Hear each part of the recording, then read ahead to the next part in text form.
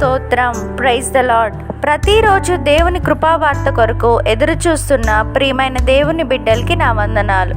ఈ దినము పరిశుద్ధ గ్రంథంలో నుండి ప్రభు అయిన దేవుడు మన కొరకు ఇచ్చిన వాగ్దానం ఆదికాండము 15వ అధ్యాయం 5-6 వచనాలు. మరియు ఆయన వెలుపలకి అతన్ని తీసుకొని వచ్చి, నీవు ఆకాశం వైపు తేరి చూచి నక్షత్రములను లెక్కించుటకు నీ చేతనైతే లెక్కించమని చెప్పి, నీ సంతానం అలాగవునని చెప్పెను. అతడు యెహోవాను నమ్మెను, ఆయన అది అతనికి నీతిగా ఎంచెను. ఆమేన్.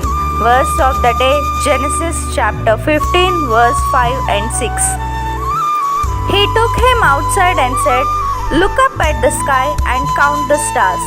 If indeed you can count them. Then he said to him, so shall your offspring be. Abram believed the Lord, and he credited it to him as righteousness. Amen. ప్రభు యొక్క చేయి ఎడతెగక మీకు తోడయుండును గాక.